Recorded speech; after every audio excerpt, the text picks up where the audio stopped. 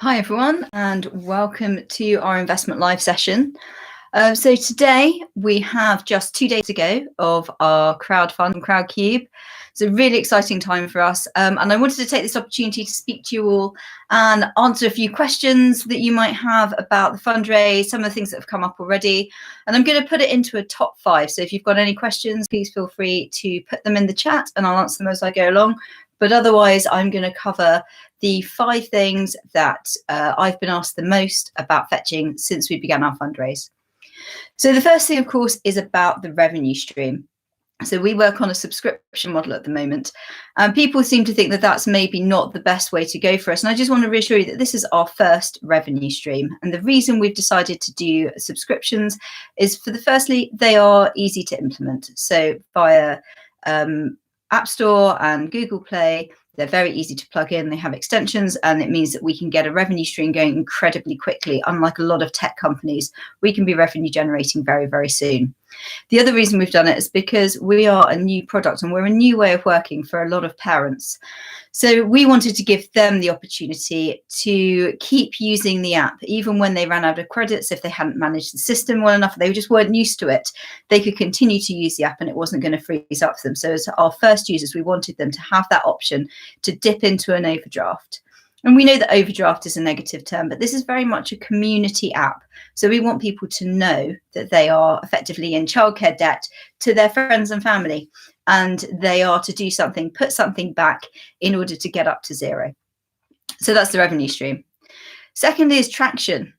Now, our traction so far has been not too bad under the circumstances. We have a number of schools on board. We have nearly 500 users.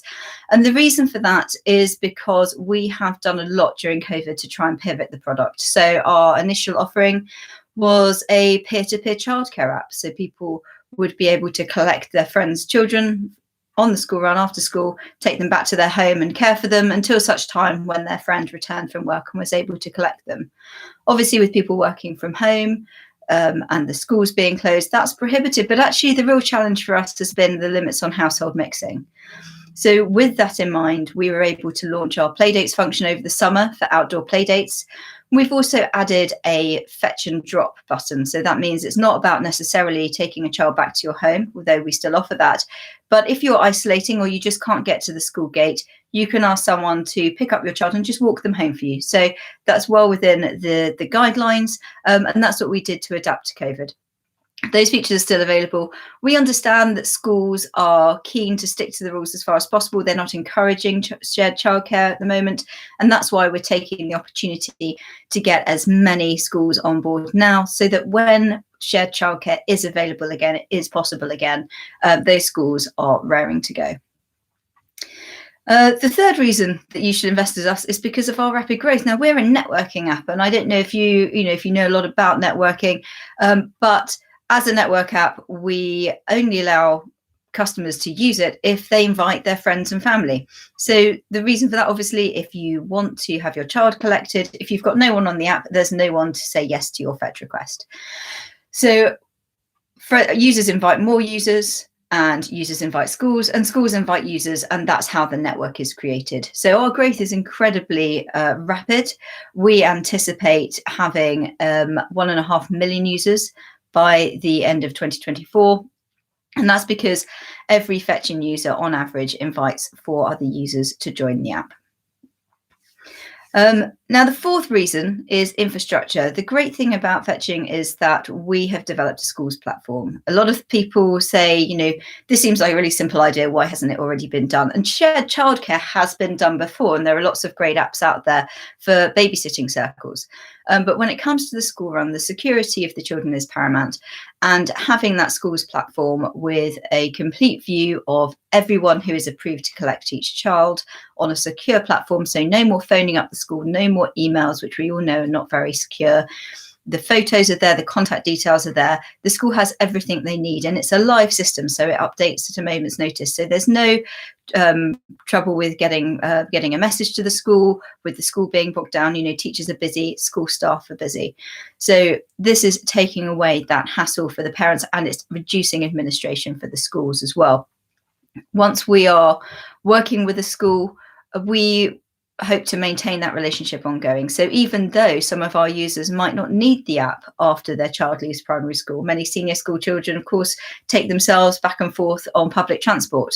But we'll be seeing a new intake in the reception years of those primary schools. So once we're working with the school, we can maintain those user numbers, and our growth will come from adding new schools and indeed new countries. And that takes me neatly on to our reason 5. We are global. The fetching app is already globally enabled, and of course the schools platform, being web-based, is able to be used anywhere in the world. So wherever you are in the world, you can already download fetching. We are focusing our attentions on the UK at the moment because it's a market that we know. It's a market we've already got some users based in, and it's a market where there's a key need, but largely because we really want to focus our marketing spend and be absolutely targeted in what we're trying to achieve in one country before we spread ourselves too thin. Following our work in the UK, once we feel we've got a secure market share here, we will move abroad to other countries where the cost of childcare is prohibitive for many parents, and parents are having to stay at home and not work because of that.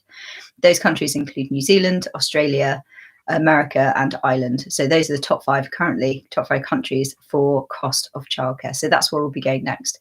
That's not to say if there's demand elsewhere, we won't be going somewhere else. We've already had interest from other countries, including Germany, as countries in Eastern Europe and India. So those places are obviously on our kind of radar now. We'll be looking to focus on the key 5 that I spoke to, I mentioned earlier, but as I say, it's available anywhere. So wherever there is interest, we can certainly explore.